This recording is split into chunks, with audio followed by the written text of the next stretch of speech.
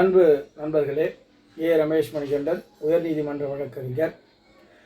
கடந்த சில நாட்களாக இந்த கவர்மெண்ட் அட்வொகேட்டு செலெக்ஷனில் வழக்கு சம்பந்தப்பட்ட விஷயங்களை பல மீடியாக்களில் பேசியிருக்கிறார்கள். அதே போல் சட்டம் என்ன சொல்லுகிறதுன்றது நம்மளோட யூடியூப் சேனல்லையும் அதை பற்றி பேச வேண்டும் என்று நான் நினைத்தேன். அதுக்காகத்தான் இந்த வீடியோவே போடுகிறேன். அதில் பார்த்தீங்கன்னா, இப்போ ரீசெண்டாக ஞான சௌந்தரி என்கின்ற ஒரு நபர் சென்னை உயர்நீதிமன்றத்தில் கவர்மெண்ட் அட்வொகேட் செலெக்ஷன் சரியில்லை, அதே போல் எனக்கு உரிய வாய்ப்பு தரலை அப்படின்னு சொல்லிட்டு சென்னை உயர்நீதிமன்றத்தில் வழக்கு தாக்கல் செய்திருந்தார்கள். அதோட வழக்கை வாதாடியது வழக்கறிஞர் நான் தான். என்னோடய பேர் ரமேஷ் மணிகண்டன்.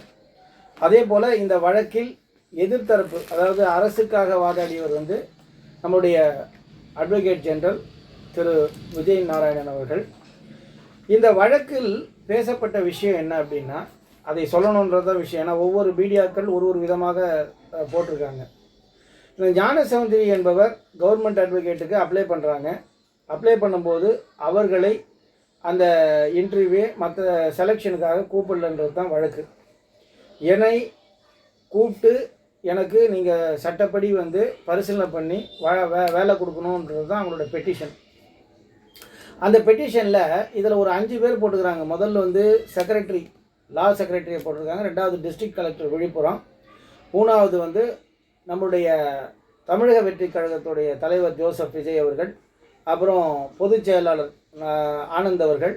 அப்புறம் அந்த மாவட்டத்தின் மாவட்ட செயலாளர், அதாவது தெற்கு மாவட்ட செயலாளர்னு சொல்கிறாங்க, அவர் மோகன்ராஜ் என்பவரை பற்றி 5 பேரை போட்டு கேஸை ஃபைல் பண்ணியிருக்காங்க. அதில் அவங்க சொன்னது என்னென்னா, ஊழல் குற்றச்சாட்டு இருக்கிறது. ஏன்னா சம்மந்தம் இல்லாதவர்களுக்கு, தகுதி இல்லாதவர்களுக்கெல்லாம் வேலையை போட்டு கொடுத்துருக்காங்க. தட் மீன்ஸ் கவர்மெண்ட் அட்வொகேட் ஒர்க்கை போட்டு கொடுத்துருக்காங்கன்றது தான் அவங்களுடைய குற்றச்சாட்டாக இருந்தது. எனக்கு வாய்ப்பு தரலை. அந்த வாய்ப்பு தராததினால் நான் நீதிமன்றத்திற்கு வருகிறேன்றது தான் அவங்களுடைய ப்ரேயர். அந்த ப்ரேயர் அப்போது ஜட்ஜு மாண்புமிகு நீதியரசர் இதை பற்றின விஷயங்கள் கேட்கும்போது எல்லாத்தையும் வாதாடும்போது பல விஷயங்கள் சொல்லப்பட்டது. அதாவது இந்த கவர்மெண்ட் அட்வொகேட்டை பொறுத்த வரைக்கும் பர்மனெண்ட்டுக்கு நோட்டிஃபிகேஷன் கொடுத்துருக்காங்க. ஆனால் டெம்பரவரியாக சில பேர் எடுத்திருக்காங்க. பட் அந்த டெம்பரவரியாக எடுக்கிறதுக்கும் நோட்டிஃபிகேஷன் கொடுக்கப்பட வேண்டும். அந்த மாதிரி கொடுக்காமல் எடுத்தது தவறு. அது மாதிரி டெம்பரவரி நோட்டிஃபிகேஷன், டெம்பரவரிக்கும் நோட்டிஃபிகேஷன் கொடுக்காமல் எடுக்கும் பொழுது ஆடு திருடியவர் ஒருத்தர் கூட அரசு வழக்கறிஞராக தந்திருக்காங்க அப்படின்ற குற்றச்சாட்டுகள்லாம் வந்திருக்கு. அதுக்கப்புறம் அரசு அவர்களை அந்த ஆடு திருடியவர் என்ற குற்றச்சாட்டு இருந்தவரை நீக்கிடுச்சு. அது வேறு விஷயம். இதெல்லாம் நீதிபதி கிட்ட வாதாடப்பட்ட விஷயம். இப்போ இந்த விஷயம்லாம் சொல்லப்படும்போது நீதிபதி அவர்கள் என்ன சொன்னாங்கன்னா, உங்களுடைய பிரேயர் என்ன, உங்களை அழைத்து உங்களுக்கு சட்டப்படியான இன்டர்வியூ மற்ற விஷயங்கள் செய்ய வேண்டும் என்பது தான் உங்களோட பிரேயரு. அதனால் அந்த ப்ரேயரை நான் அலோவ் பண்ணுறேன் அப்படின்னு சொல்லிட்டு அவர் சொல்லிடுறாரு. இதை எப்படி ரெக்கார்ட் பண்ணுறாரு அப்படின்னா, பேரா 4ல் நம்மளுடைய அட்வொகேட் ஜெனரலில் என்ன சொல்கிறார் அப்படின்னா, he would further submit that the appointment would be made shortly and petitioner would also be considered if her application otherwise in order. The same was agreed to by the learned counsel for the petitioner. The above submission is hereby recorded. அதாவது advocate general என்ன சொல்கிறாங்கன்னா, ஞான சௌந்தரி அவர்கள் கொடுத்துருக்க மனுவை நாங்கள் உரிய முறையில் நாங்கள் பரிசீலனை செய்வோம். அவங்களுடைய பரிசீலனை செய்யும் பொழுது அவங்களது சட்டப்படி சரியாக இருந்தால் அவர்களுக்கு உண்டான விஷயங்களை செய்வோன்றது தான் அதாவது வேலையை கொடுப்போன்றது தான் அதோட அர்த்தம். அதாவது அவங்க பெட்டிஷன் சரியாக இருந்தால் நிச்சயமாக அவங்க தரணும் அப்படின்றது தான் இதோட மீனிங். ஸோ அதை கொடுத்துட்றாங்க. அதுக்கப்புறம் சில குற்றச்சாட்டுகள், இந்த ஆடு திருடின மேட்ரு, அப்புறம் நக்சலைட்டை நக்சலைட்டுக்காக வாதாடியவர்களாக நக்சலைட்டாக இருந்தவர் அப்படின்ற குற்றச்சாட்டுலாம் சில பேப்பர்லாம் வந்தது. அவங்களுக்கெல்லாம் வேலை கொடுத்துருக்காங்க, கவர்மெண்ட் அட்வொகேட் வேலை கொடுத்துருக்காங்க அப்படின்ற ஒரு கான்செப்ட்லாம் பேசப்பட்டது. அப்போது ஜட்ஜு என்ன பண்ணுறாருன்னா, பேரா 5 பார்த்தீங்கன்னா தெரியும். அதாவது நாங்கள் போட்ட பெட்டிஷனில், அதாவது நம்ம ஞானசுந்தரி போட்ட பெட்டிஷனில் அவர் கேட்டிருக்க விஷயம் சரியாக முறையாக செய்யப்படவில்லை. அதனால் என்னை அழைக்கணும்னு கேட்டாங்க. அதுதான் இதில் போடப்பட்டிருக்கு பெட்டிஷனில். அதுக்கு மேல் கொண்டு நீங்கள் சொல்கிற குற்றச்சாட்டுகள் இதெல்லாம் outside the scope of the writ petition. இந்த ரிட் பெட்டிஷனில் போடப்பட்ட விஷயத்தை தாண்டியது. அதனால் thus the petitioner may have to take appropriate application petition before the appropriate authority or forum.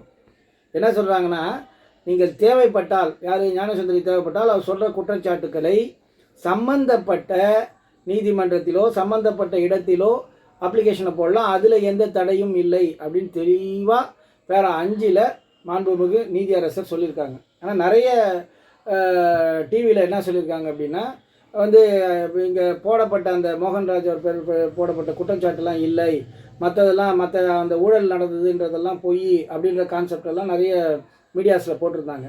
ஆனால் விஷயம் என்னென்னா, அந்த மாதிரியான விஷயங்களை ஜட்ஜ் இங்கே எங்கேயும் சொல்லலை. இந்த ரிட் பெட்டிஷனில் சொல்லப்பட்ட ப்ரேயர் என்ன, உங்களை கூப்பிட்டு முறையாக அப்ளிகேஷனை முறையாக பரிசீலனை பண்ணலை, முறையாக உங்களை கூப்பிட்டு இன்டர்வியூ பண்ணலன்னு தான் சொன்னீங்க.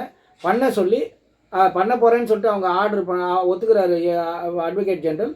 ஸோ அதை நான் அலோவ் பண்ணுறேன்ற கான்செப்ட் தான். அப்படி பேஸ் பண்ணி தான் இந்த ஞானசுந்தரி போட்ட கேஸு அலோவ்டு. தட் மீன்ஸ் அந்த பேஸில் தான் வந்து டிஸ்போஸ் பண்ணியிருக்காங்க. டிஸ்மிஸ் இல்லை, டிஸ்போஸ். அப்போது சட்டப்படி ஞானசுந்தரி அவர்களை அழைத்து இன்டர்வியூ பண்ணணும். அதுக்கப்புறம் அவங்க உண்மையிலே வந்து தகுதி உடையவராக இருந்தால் அவருக்கு அரசு வழக்கறிஞர் போஸ்ட் தரணும். இதுதான் வந்து இந்த ஜட்ஜ்மெண்ட்டோடைய சாராம்சம். சப்போஸ் இந்த ஜட்ஜ்மெண்ட் பிரகாரம் செய்யலைன்னா தாராளமாக ஞானசுந்தரி அவர்கள் கண்டெம்ட் கூட போடலாம். இதுதான் நடந்த விஷயம். இதை சில பேர் வந்து இந்த ஜட்ஜ்மெண்ட்டை படிக்க தெரியாதவர்கள், குறிப்பாக வந்து நம்ம அந்த மாவட்ட செயலாளர் திரு மோகன்ராஜ் அவர்கள் வந்து அன்றைக்கே வந்து ஒரு நோட்டீஸ் ஒன்று அனுப்பியிருக்காரு நம்மளுடைய ஞானசுந்தரி அவர்களுக்கு. என்னென்னா, பொய்யான குற்றச்சாட்டு சொல்லி போட்டதுனால இந்த மாதிரி வந்து நீதிமன்றம் தள்ளுபடி பண்ணிட்டதாகவும், அதனால் வந்து அவரை வந்து கட்சியிலேருந்து நீக்கிட்டோன்னு கான்செப்டில் எல்லாருக்கிட்டே சொல்லியிருக்காரு.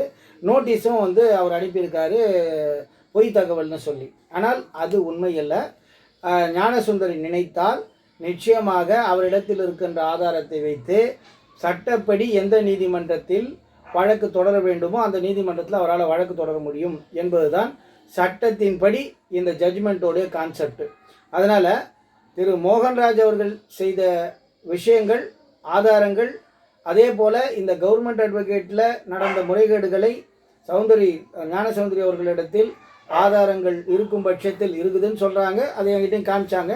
அந்த ஆதாரங்கள் இருக்கும் பட்சத்தில் அந்த ஆதாரங்களை வைத்துக்கொண்டு அவர் கண்டிப்பாக நீதிமன்றத்தை நாடலாம் என்பதுதான் சட்ட பார்வை. அதைத்தான் நான் சொல்லுகிறேன்.